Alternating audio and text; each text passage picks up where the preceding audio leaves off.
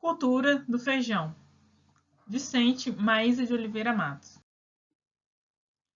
A cultura do feijão ela é muito utilizada hoje no dia a dia de todo brasileiro e de diversos países que também consomem bastante. E ela foi inicialmente utilizada na Grécia, né, há 100 anos antes de Cristo. É uma leguminosa, né, da mesma família da soja, e ela é uma das fontes de vitaminas essenciais para o dia a dia. Olha, o feijão ele é produzido em larga escala em três principais países, que é o Myanmar, a Índia e o Brasil. O Brasil ele tanto produz quanto consome bastante feijão. Devido a isso, a utilização muitas das vezes da irrigação. E com isso pode gerar, fazer 3 safras, né, durante o ano. E essa safra pode ter alta produtividade com a irrigação e colhendo assim 3 vezes ao ano, podendo gerar bastante lucro ao produtor e diminuir o preço conforme a produção aumenta do produto no mercado, né, por exemplo. Então, a estimativa de produtividade do Brasil tem crescido cada vez mais. Segundo o Conab, né, 3,1 toneladas foi produzido em 2020, onde 1,9 milhões de toneladas foi só do feijão comum, que é o mais utilizado, que é o que eu vou estar falando, né? E outros tipos de feijão, como o feijão preto e o feijão carupim, também são produzidos bastante, mas não em larga escala, como este.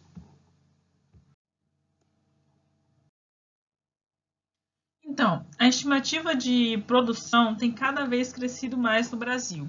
E os países que têm o maior índice de produtividade é o norte, né, e o centro-oeste, onde pode-se observar que no centro-oeste há poucas áreas, né, utilizadas, mas uma alta produtividade. Isso se dá devido às tecnologias empregadas.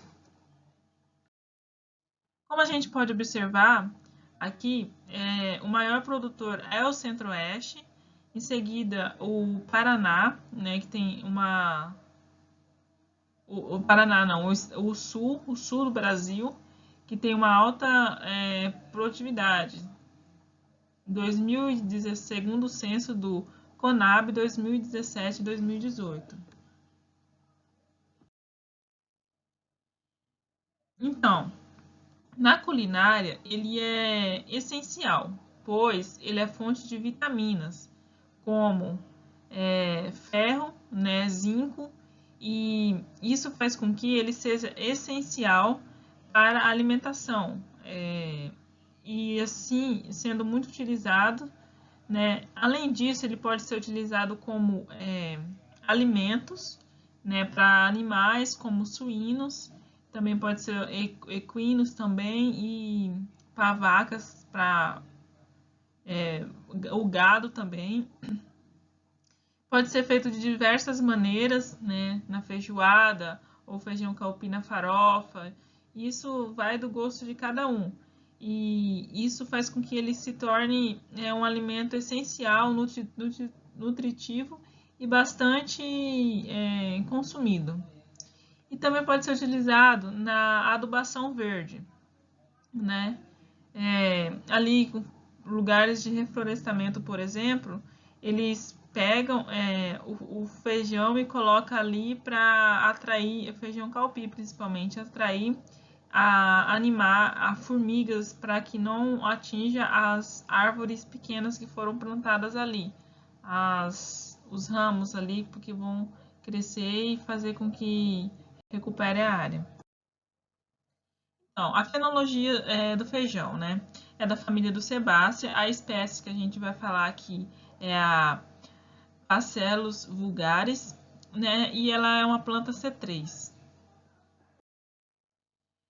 O estágio de desenvolvimento do feijão, ela possui a fase vegetativa, que vai do V0 ao V4, e a fase reprodutiva, que vai do R5 ao R9. Ó, aqui é a fase de germinação, que é o V0. Aí ela vai crescendo, se desenvolvendo, gerando as primeiras folhas. E quando chega aqui, quando ela começa a dar as primeiras flores, já muda para o estado reprodutivo, que é do R5 ao R9, até ela atingir a maturidade fisiológica e ser pronta para a colheita. Vamos falar de cada uma dessas fases a seguir. São 10 estágios, né? O V0, como eu já disse, é quando a germinação, quando a semente começa a sair ali os seus primeiros brotos, gerar uma plântula, né? E rompe as camadas do solo. E nessa fase precisa de muita umidade. Além da umidade, é importante ressaltar que deve ser plantada em profundidade de 5 a 10 centímetros. Né? E o que acontece? Essa planta, essa cultura, ela tem 2 cotiledos, ou seja, ela é dicotiledônea, entendeu? Quando ela se abre, a plântula se abre no meio dos 2 cotiledos, que nem a soja comum. Na fase V2 é onde os cotiledos começam a ser visíveis, ou seja, sai ali do solo e começa a aparecer. E é onde gera as primeiras plântulas, como as primeiras folhas, as folhas primárias, né, como se diz. E como pode observar, é uma plântula, né, se forma a primeira plantinha ali. E aqui os cotiledos. Já na fase V3 é onde saem as primeiras folhas, né, as 2 primeiras folhas. E é um estágio que termina quando a primeira folha trifólia se abre. Ou seja, a terceira folha ela se abre e essa fase termina. Já a V3 ela é a primeira folha aberta, quando abre já essa folha que tem três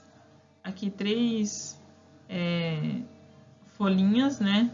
E que é a trifoliolada, né?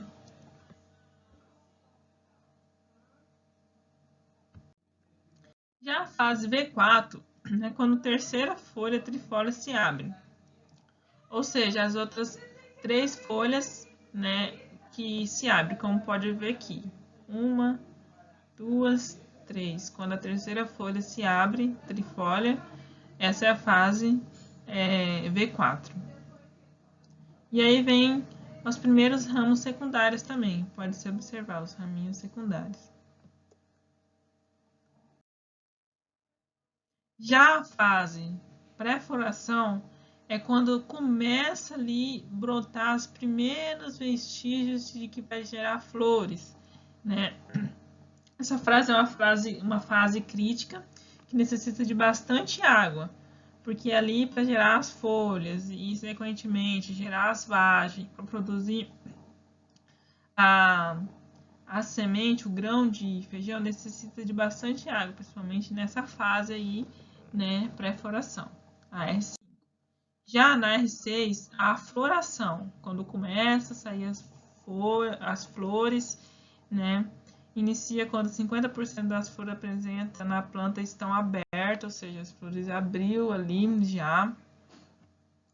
E essa etapa finaliza quando todas as flores estiverem abertas. E aqui, a formação das vagens, que é o R7, é quando começa a sair as primeiras vagens. Ali a necessidade também de bastante água para que a vagem se desenvolva e ali os grãos se desenvolvam dentro das vagens, né, das flores formam as vagens. E isso daí é fundamental ter bastante água para o desenvolvimento. Já na fase R8, há o enchimento das vagens, ou seja, quando o grão, as vagens começam a se encher de grãos. Essa fase é muito importante também e ela é fundamental para que gere, né, os grãos ali. E a maturação? A maturação é uma das fases bastante importantes, que deve ser muito analisada e deve se ver quando é a época certa de colheita. Quando que deve fazer a colheita ali do feijão. Então, geralmente elas perdem a cor, ficam mais amareladas e o processo de senescência é acelerado, né? Algumas vezes no feijão são um pouco raro, mas às vezes utiliza dessecantes para dessecar ali para poder fazer a colheita e não tolera atraso na colheita. Se passou do ponto, pode estragar todo o grão e danificar e já não prestar mais como alimentação. Então, dentro da colheita, pode ser caracterizada em três: a manual, que é feita totalmente pelo homem, né? A semi-mecanizada, que utiliza tanto as máquinas quanto a mão de obra humana, e a mecanizada, que é totalmente a utilização totalmente de máquinas. E apenas o homem lá, que é o operador, que faz a colheita, né? O que acontece na manual? Ela é usada em poucas lavouras, pequenas lavouras. Já a mais utilizada é a semi-mecanizada. Ela é muito importante, né, para que a colheita seja adequada. Já a colheita mecanizada, ela é mais arriscada porque pode ter a quebra dos grãos. A totalmente mecanizada. E por conta disso, ela é pouco utilizada no Brasil. Fatores: pequenas dimensões das lavouras e a arquitetura das plantas. Neste método, todas as operações da colheita são feitas com máquinas. De acordo com isso, a gente pode anotar que há diversas pragas que também atingem o feijão. Isso diminui a produtividade e, além de tudo, faz com que não haja o desenvolvimento do feijão, né? A sua fase fenológica, dependendo da sua fase fenológica. Uma das principais pragas é a largata de rosca. Ataca aos primeiros estágios, principalmente na V0 e na V3, ou seja, ali na fase da germinação. Então é uma praga muito comum e que pode danificar todo o plantio ali em poucas épocas, né? Então deve ser sempre analisada e sempre vista como importante e cuidada para que isso não ocorra, porque ele corta a planta. A vaquinha, né, também ocorre ali na desfolha, ela faz a desfolhagem ali da planta e da plântula e mata totalmente. Como pode ver, ali nas primeiras folhas da plântula, né, ela corta as folhas mesmo. Você pode ver, analisar. Aí tem a mosca branca, que também assenta nas folhas, né, faz a sucção das cervas, causa danos indiretos. Concluindo, o feijão ele é de suma importância, né, para a alimentação humana e tem um potencial energético e baixo teor de gordura. Né? Tem bastante ferro, bastante nutrientes que faz que seja importante para a alimentação humana. Mas ele adapta facilmente em vários tipos de solos, né? Muito utilizado em consórcio de plantas, mas a dificuldade principalmente é na colheita mecanizada, que com a colheita mecanizada pode dificultar ali